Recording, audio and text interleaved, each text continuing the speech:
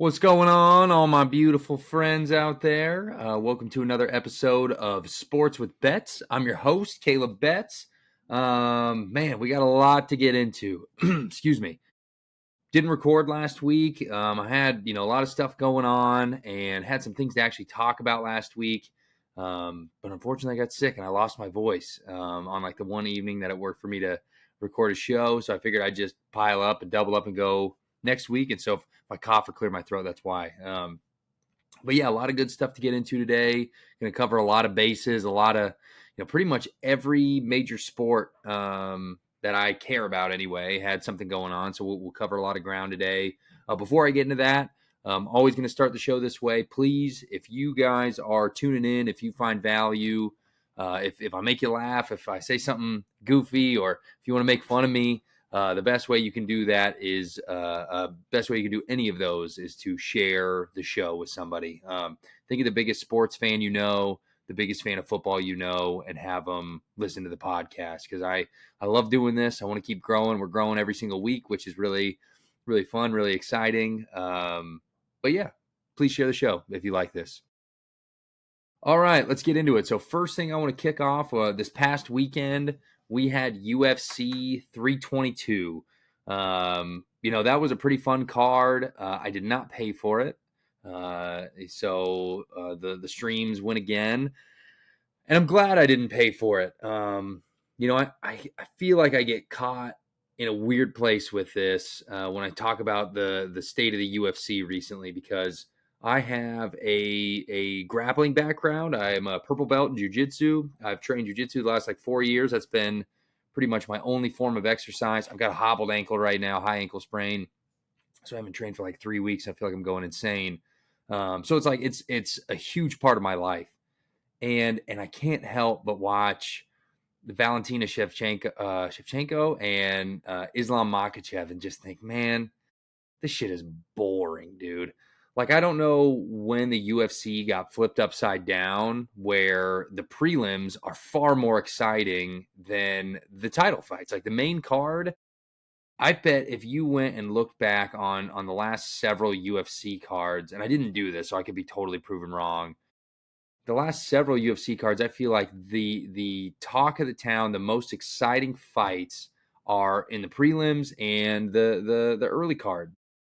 I mean, when I think back on UFC 322, I don't care, that Islam was able to hold JDM down for 5 rounds. I don't care that Valentina was able to hold down Zhang Wei Li for 5 rounds. Boring. I was even dozing off while watching those fights.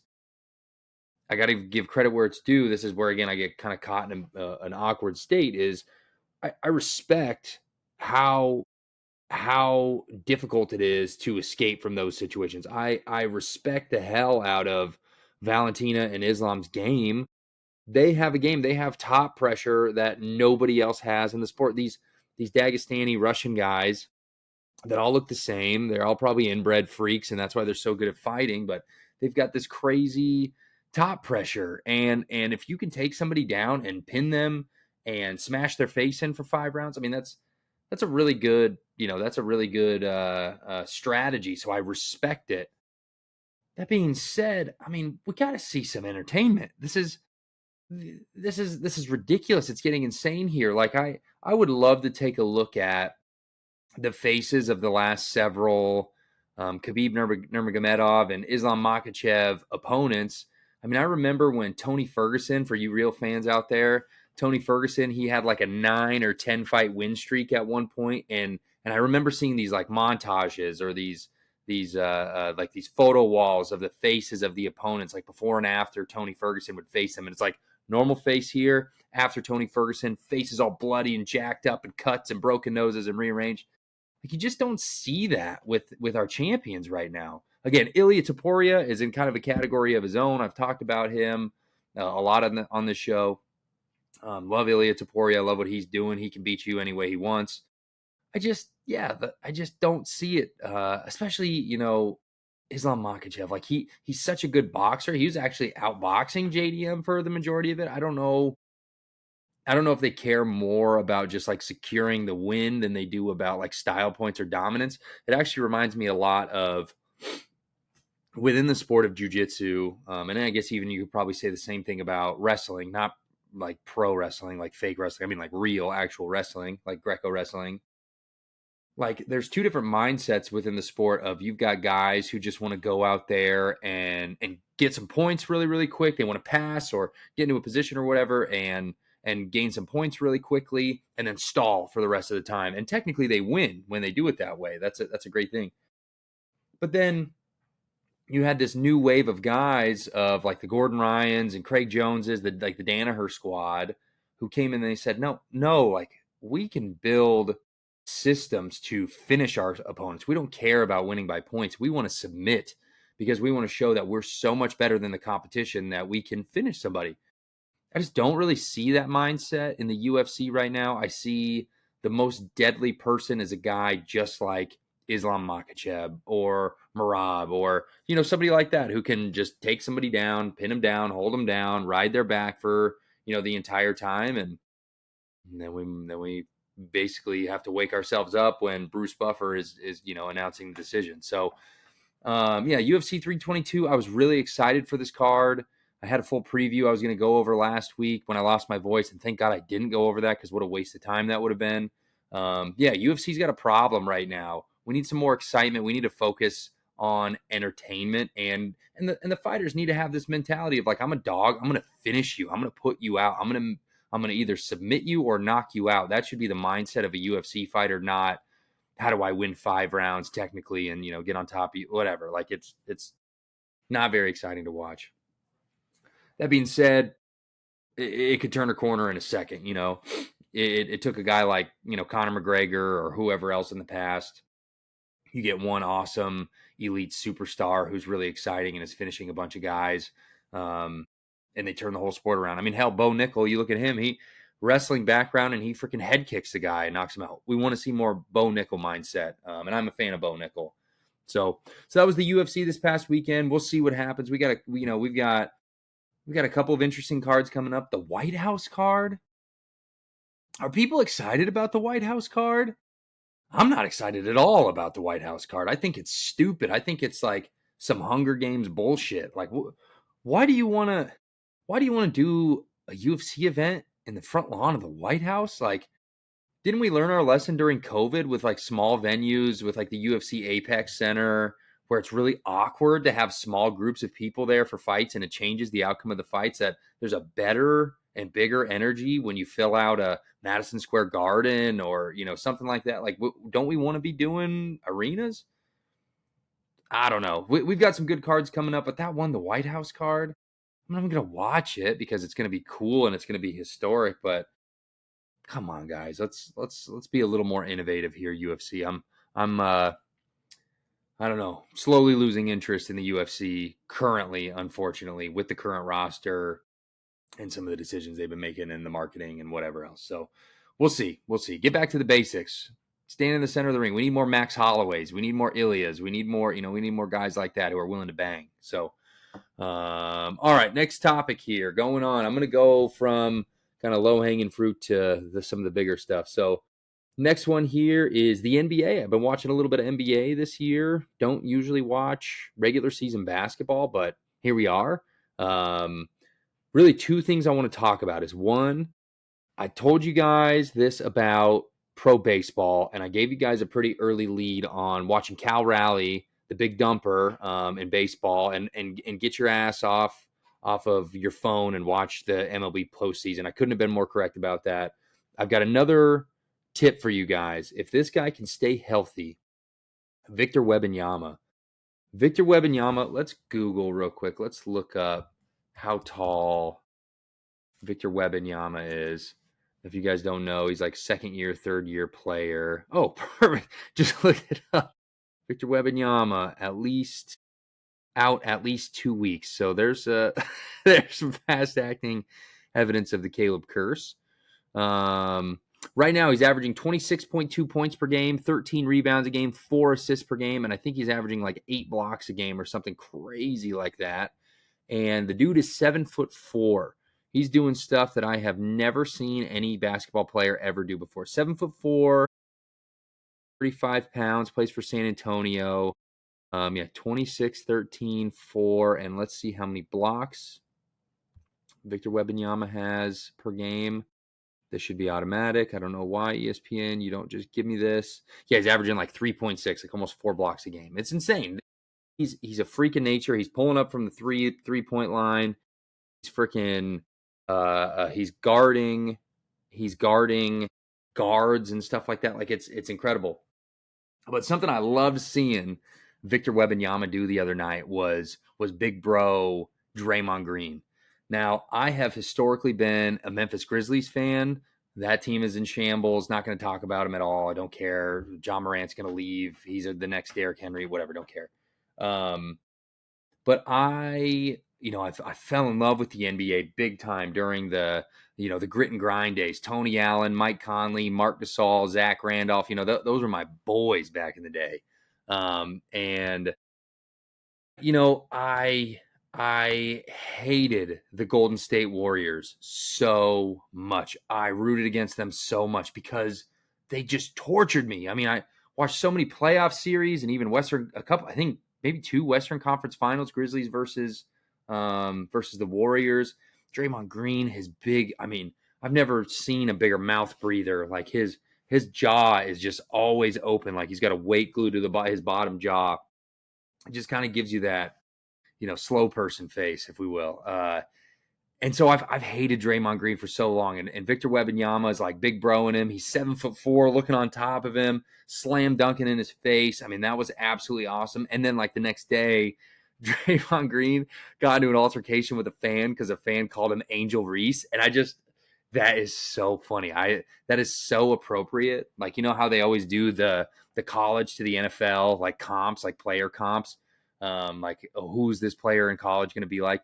That's kind of like the WNBA to NBA translation. Like, who would Angel Reese be in the NBA? And it would be Draymond Green, 100%. So I freaking love that. I think that's absolutely hilarious. But yeah, pay attention to Victor Wembanyama. Watch this dude. He's a freak. He's the next deal. He's it. He could be the face of the NBA here before long. Another thing I think is interesting, I think I'm going to do a deep dive about this. Let me know if you guys find this interesting. There's also some weird stuff going on with NBA gambling and players rigging games, and it's basically they're putting out tips of player props, betting on people to have poor nights and, telling their buddies about it and betting on them to score a small amount of points or whatever under their expected value of points. Somebody that this happened to, was Scary Terry Rozier for the Heat. I thought this was really interesting that you had Terry Rozier. He got caught for gambling, and it sucks because it sounds like he's like in all sorts of financial trouble and he's in debt and he's doing this to probably climb himself out of a hole. You hate to hear a guy's made millions of dollars and ends up in this situation. Yeah, it absolutely sucks. But something happened a couple days after Terry Rozier got caught was his head coach, Eric Spoelstra, which if you know anything about the NBA, Eric Spoelstra is like a conservative, cutthroat, by the book type of guy. He's a by the book. He's a freaking floor general. He's someone who's going to hold people accountable. He's an integrity guy. Well, it just so happens that his point guard gets busted for gambling, and then a couple days later, his home burns down. Like what? And they're in Miami. Like, I'm starting to think maybe there's some mob ties here. Maybe Eric found out and maybe blew the whistle on Scary Terry gambling on games. I don't know. Let's pay attention to this. This is some mob stuff. I mean, that's what I'm thinking. I could be just, this could be my like whatever conspiracy brain, my tinfoil hat going crazy. But you have your starting point guard gets busted for like a gambling ring, and then the head coach's house burns to the ground the next couple of days. Like, that's insane. So I don't know if they've released what the cause of that fire was, but I think it's really interesting. We should pay attention to it. If anybody knows anything else differently or anything in addition to what I said, drop a comment, shoot me a message or something like that. Cause I think I want to do a deep dive on Eric Spoelstra's house burning down. I might do a little like documentary series or mini doc or just a podcast only on that. Cause I think that's interesting. So, all right. Shifting gears. So we covered UFC, NBA. Those are kind of the more boring-ish sports. Now let's get to football, baby. I shouldn't even say boring sports, but just you know how it is. We're getting to my favorite children here. We're getting into college football and pro football. So starting with college football, something that I thought was really, really interesting is Nebraska. We're back. We're so back. Nebraska is finally number one again. We are number one in the nation at drinking beer during live football. I mean, that is such a flex. Wisconsin, I think, has been known as like the beer drinking capital of the world. People don't know about Nebraska. We be drinking some beer around here. It's very, very rare. You go to I don't care what it is. You go to a 1-year-old's birthday party or you go to a Super Bowl party, doesn't matter where you land on the spectrum. There's going to be beer drinking there if there's boys there, and at least I'll speak for myself and my friends and stuff. When we get together, everybody's drinking beer. So we're watching football and drinking beer, and that's no surprise that Nebraska was number one in beer sales. I expect that number to go up because not only is it just we're a beer drinking culture, but you got to do something to numb the pain. When you're sitting out there in the freezing cold, watching your favorite team rooting like crazy, and then some team from Southern California comes in and kicks your ass, in your home state in the cold. I mean, it's the only thing you need in that moment is like 11 beers and you'll be fine. It's totally fine. And yeah, that number will keep going up because we got Penn State next week and then we've got Iowa after that. Those are flip a coin. Those are 50-50 games. I have no idea how I feel as a Husker fan about those games. I almost feel like the opposite of what most people expect, which is I think that we could drop one against Penn State and then pick one back up against Iowa. I don't know. We'll see. I could be totally backwards. I think those are pick 'em games. But so that's one reason. And then the other reason, I just saw this morning, is Dayton Raiola, who is Dylan Raiola's younger brother. He just decommitted from Nebraska today. He was supposed to be a 2026 recruit. He decommitted. I don't know how to interpret this. I don't know if that's because Dayton saw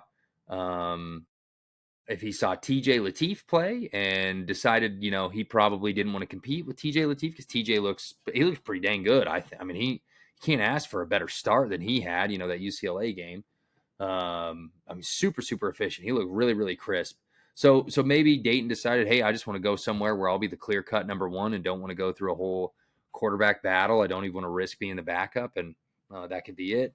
Or, like I said in last week's show, if you didn't hear this, go back and listen to last week or 2 weeks ago, I suppose now. I said that Dylan Raiola just really felt like a transfer portal guy, and I couldn't explain it. He's out for the season, and he says he's committed to Nebraska. Matt Rule just signed an extension, but I said last week that Dylan Raiola just feels like a transfer portal guy. He just gives you that vibe, and so I don't know. I'm kind of good with it with the way that it shakes out. I don't know if we want to put all of our eggs in one basket, and then you just have Dayton, who'd basically be doing a worse impression of Patrick Mahomes because you'd have, he's the younger brother. So you've got Dylan imitating Patrick Mahomes, and then you'd have Dayton, imitating Dylan. I don't know if we want that. That's like 2 generations of Patrick Mahomes in Nebraska. We don't want that. You better believe he's going to be wearing 15 if he came here. So yeah, we'll let little Dayton Raiola, we'll let him go somewhere else and do his Patrick Mahomes imitation somewhere else. Yeah, I don't know what to make of this. That's another thing that we'll keep an eye on. Hopefully Dylan doesn't transfer, but we're in pretty good hands with TJ Lateef. Not that he is as good as Dylan. I think Dylan is the better quarterback, and we want him long term. But TJ Lateef is not a bad backup option, and you can tell he's a culture guy too. So I'm excited about that.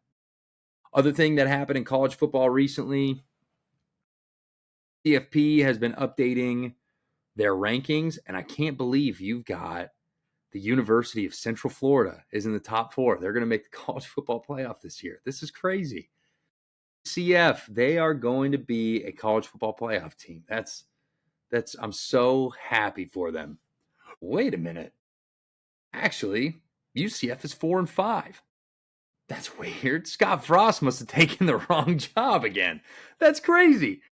I thought Nebraska was the wrong job and he was going to go to the college football playoff at UCF. I'm Scott Frost. Dang, that is crazy bad luck that he picked the wrong job twice in a row, it seems like. And then he's in the media saying like, "Oh, we got to trust the process, and this is, we're not going to get great overnight and this and that." I'm like, heard that for 6 years, heard that on a 3-win team, heard that a lot. So, yeah, couldn't be more happy to see the downfall of Scott Frost and UCF. And pretty soon, I doubt there's any UCF fans listening to this podcast, but if there are any UCF fans out there, just give it some time. You may not hate Scott Frost as much as I do right now, but you will eventually. And remember, I said this months ago before the football season even started. I was ready to give Scott Frost a second chance and actually kind of like secondhand root for him in Florida. But no, after he said I guess don't take the wrong job when he was talking about Nebraska, instead of taking any accountability, he's doing it all over again in Central Florida. And they're going to be so pissed that they brought him back. It's how weird is that? You're going to have head coach that, was 13-0, national champion, even though they didn't play a damn soul. And then he leaves and goes to his alma mater for a better job, which he said was the wrong job, sucks ass there, goes back to the place where he was 13-0, and then eventually gets fired from there. So it'll just be a really, really interesting and satisfying chain of events for Scott Frost. If you're listening to this, Scott Frost, I hate you, and I'd fight you in a fist fight. So yeah, glad to see UCF struggling, and college football is pretty exciting right now. My team that I'm rooting for the rest of the year is Indiana. I would love to watch Indiana kick the shit out of Ohio State in the Big Ten championship. And then I hope they win it all. I think they could win it all. I'm an Indiana fan right now. Something else, speaking of the Big Ten here, man, I did not know this. Where was I? This is just a totally random side comment, but where was I when they got rid of the Big Ten East and West? It was like 2024. I was trying to look up Big Ten East and Big Ten West rankings the other day just to see where Nebraska was, and I didn't realize they dissolved the divisions probably when they brought in all the the Pac-12 teams. I mean that makes sense, but I never realized that they got rid of the East and West. I was like, where's Nebraska? The Big Ten West. And then sure enough, there is no Big Ten West anymore. So yeah, so that's funny. Another thing though that I'm also excited for that could go really, really terribly or really, really well is James Franklin going to Virginia Tech.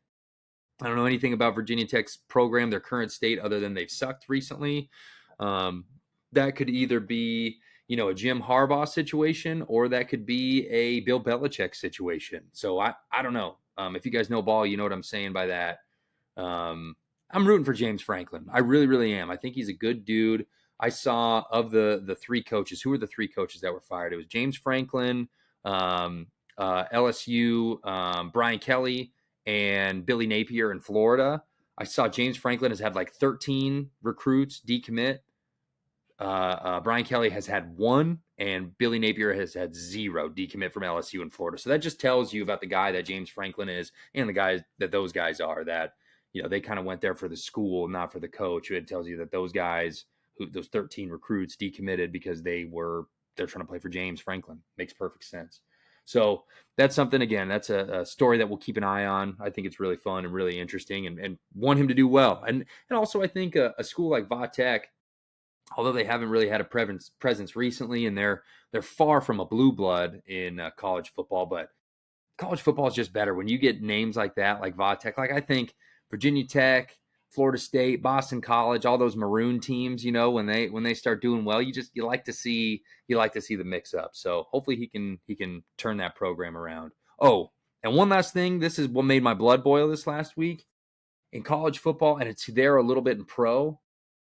The dumbest trend in all of sports right now is the double mouth guard.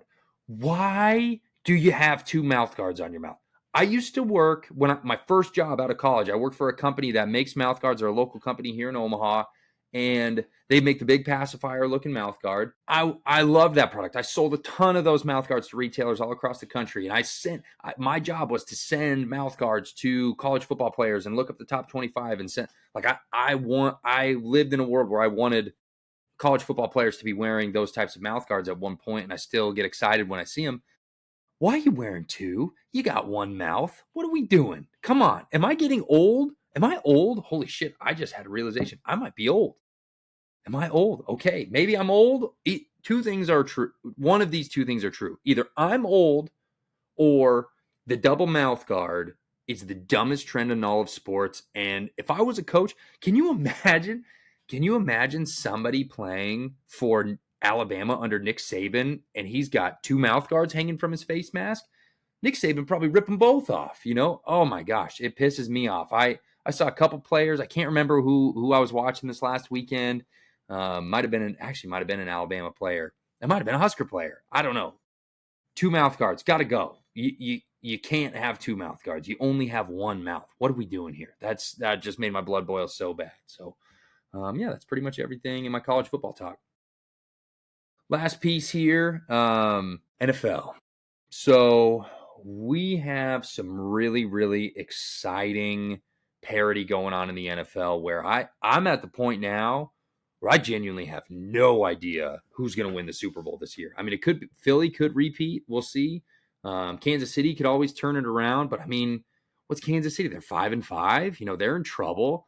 A lot of these teams that we thought were going to be really good in the AFC, being the Bills, the Bengals, the Chiefs, and the Ravens, they're all in trouble. They cannot afford to lose anymore. They keep losing these close games. I think last year the Chiefs were 10-0 in one-score games, and this year they're 0-5. I mean, they're still a lethal, deadly team that absolutely 100% could win the Super Bowl, but they're in trouble, and then that opens the door for the Colts, and it opens the door for the Broncos. It opens the door for the Jaguars or the Texans, whoever's going to win the South. I mean, there's a lot of really good teams that are playing really, really good football right now. The Colts, being the number one on that list. And let's look up some standings right now in the NFL, because I don't remember the last time things were this uncertain ever. Let's go conference, AFC, NFC. So, another team in the AFC, New England. Man, do I root against New England as hard as I possibly could every single week, because I really don't know if I can handle, like, mental health wise, I don't know if I can handle Mike Vrabel winning a Super Bowl for the Patriots. I mean, that would be worse than the Titans losing the Super Bowl. Mike Vrabel winning the Super Bowl for another team. I already had to watch A.J. Brown do it last year. That was really, really painful. But Mike Vrabel winning a Super Bowl with a team that's not the Tennessee Titans, that is definitely worse than the Titans getting to the Super Bowl and losing it. So the Patriots are super dangerous. Pittsburgh is looking fun. Aaron Rodgers is injured. He probably broke his wrist. So we'll see what happens there. The Chargers are up and down. I mean, the Chargers, as far as I'm concerned, the Chargers are kind of in the same category as like Jacksonville, where they could be good and they've got some good pieces, but they could also suck really bad. I mean, I don't know. They're up and down. Okay, and then, going to the NFC, this is why I pulled it up. Oh, in the NFC, so you've got the Eagles. They might not even be the best team in the NFC. The best team in the NFC right now, in my opinion, is the Los Angeles Rams.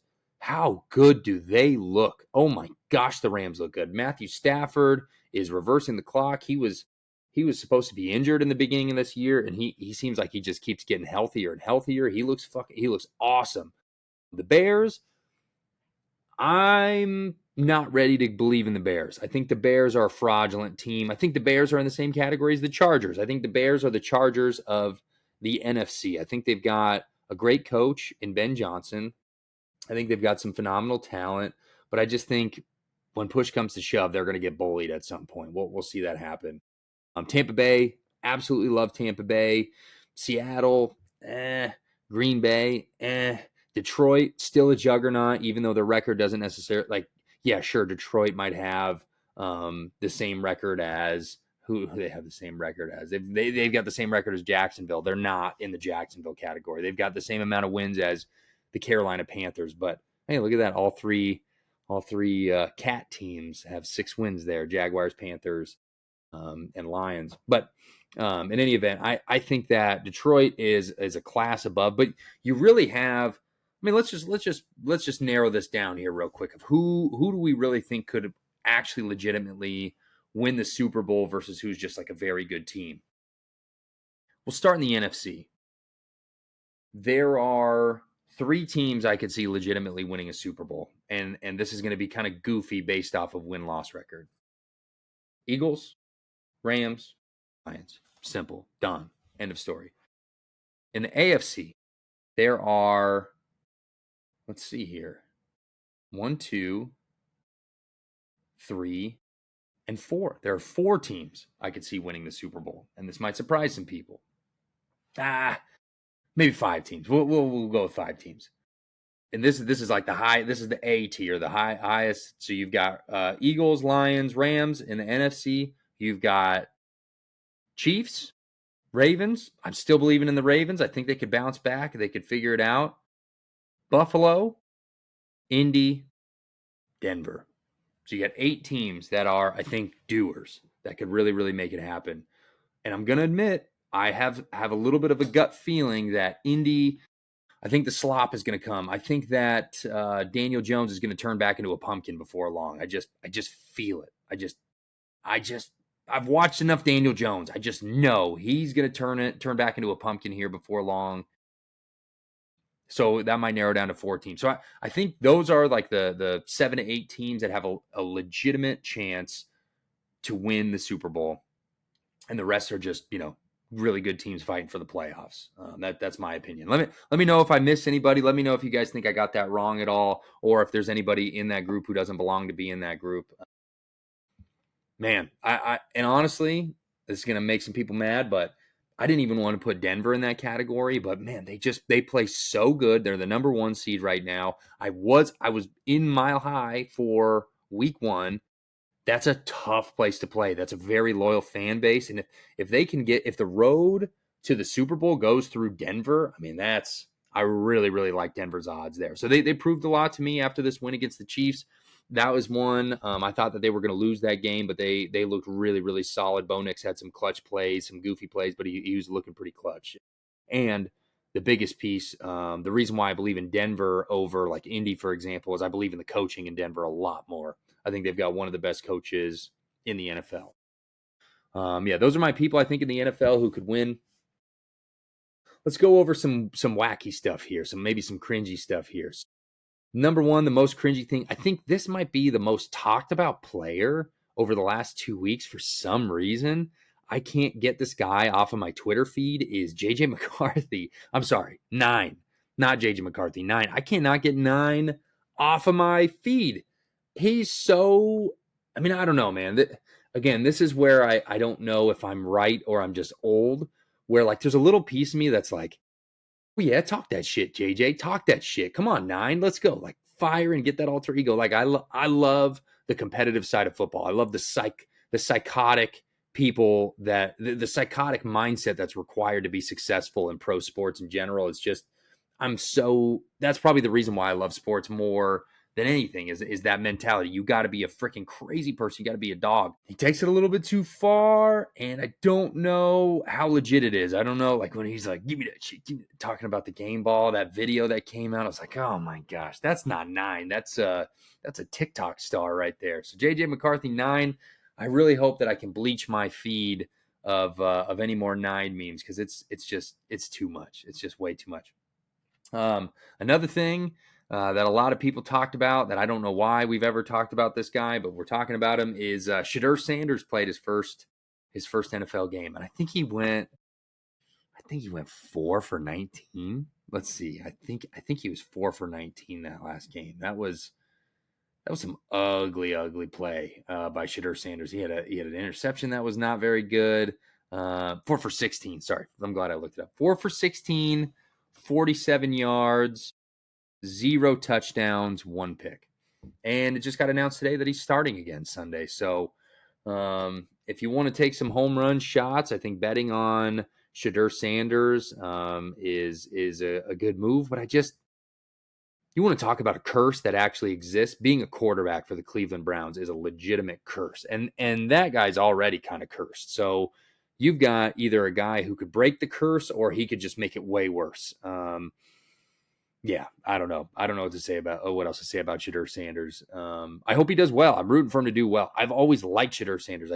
Being in Nebraska, I get a lot of heat for having that opinion, but I like Shedeur. I want him to do well, but he's just a big joke at this point. And it was, who was the guy? It was a Mel Kiper or whoever it was who was like having a 3-year-old toddler temper tantrum about how it was the biggest mistake ever that people, that teams didn't pick Shedeur Sanders. I bet that guy is pissed right now seeing that 4 for 16, 0 touchdowns and a pick right there. So, and then the last thing, just maybe the most wild story in sports, and this is another one. In addition to the Eric Spoelstra coverage, I think I might want to do a deep dive on what's going on with Antonio Brown. I was totally unaware of this situation. I didn't know about the fight, or maybe I saw it and just was like, oh yeah, whatever. Antonio Brown got into a fight with somebody at a boxing event.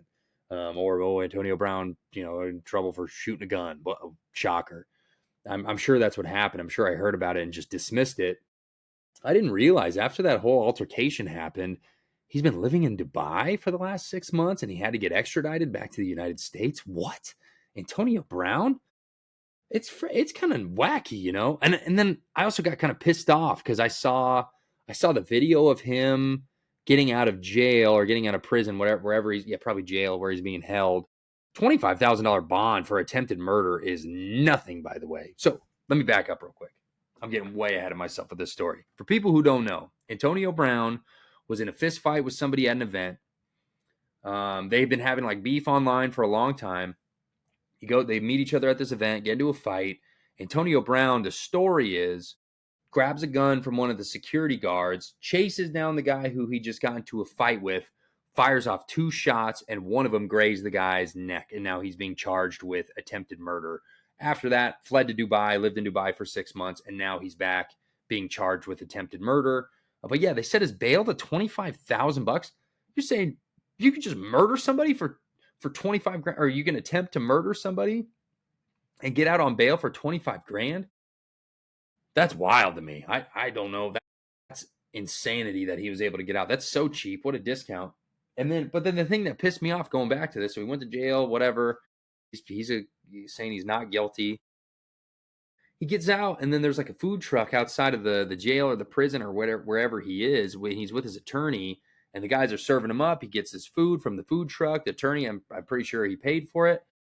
He didn't say thank you to anybody. He didn't say thank you to the food truck people. He didn't say thank you to the security guards. He didn't say thank you to his attorney. He's just smiling like a freaking goon. Like that guy, I don't know. I tend to not believe like the whole, this is also going to be controversial, but I tend to not buy into the whole like CTE causes everything. Like I think that there are just some bad people out there and some of them happen to play football. I think it's just as simple as that. And sometimes like we talk about Aaron Hernandez or whoever, that do these crazy things and we just say, oh, well, he's got CTE, so he's got a free pass. Watching that video, Antonio Brown getting served food and his lawyer pays for it and he doesn't say thank you to either of them. I'm like, I don't think this is a CTE issue. I don't know. I want to say it's not a CTE issue, but seeing that stupid look on his face made me kind of think, I don't know, maybe it is. Let me know what you guys think, if it's CTE or if it's just bad manners. I mean, what a douchebag that guy is for that. I'm more pissed off about him not thanking anybody in that video than I am about him trying to shoot somebody in the neck. So yeah, that's all I got for you guys today. That's everything. Went a little bit over time, a little bit longer than usual, but yeah, if you found anything funny or anything interesting, please share the show and please let me know what you guys want me to talk about. If there's anything that I missed, comment or send me a message if you got my number, whatever. If there's any other deep dives or any interesting stories that I should be covering, I don't want to just cover the stuff that you sign on to ESPN and you can, or Bleacher Report or whatever app you use to follow sports, and you can just read about these stories in the top 5. I want to go a little bit deeper and get a little more niche and talk about things that are actually interesting and not just popular. So yeah, that's all I got for you guys. I love you all. Hey, one quick plug I've got to make here real quick before I go. Dynasty Combat Sports this Friday, November 21st. There's a massive fight card. UFC vet Derek Minner's headlining that. Huge fight card. If you guys want to tune into that, there's a pay-per-view. I think it's like $25-$30, something like that for the pay-per-view. It's like nothing. Have it on, watch these fighters. If you're local in Omaha or even in Nebraska, support these guys. I'll be commentating that, so you'll be able to hear my voice on the mic with my very popular and very talented co-host, Michael Clark, who's also going to be on the mic with me. So yeah, check that out. The pay-per-view is on MMAfutures.com, and I'll be posting a whole shitload of stuff about where you can find that. Or it's at the Pinnacle Bank Arena. If you find yourself in Lincoln, come on down to PBA and hit it up. Maybe I can. I'll be ringside, so if you show up and you let me know that you're there, maybe I can get you in ringside, and maybe we can snap a photo inside of the cage if you're interested in that. So, all right, that's all I got. I love you all. Have a great weekend, and God bless America.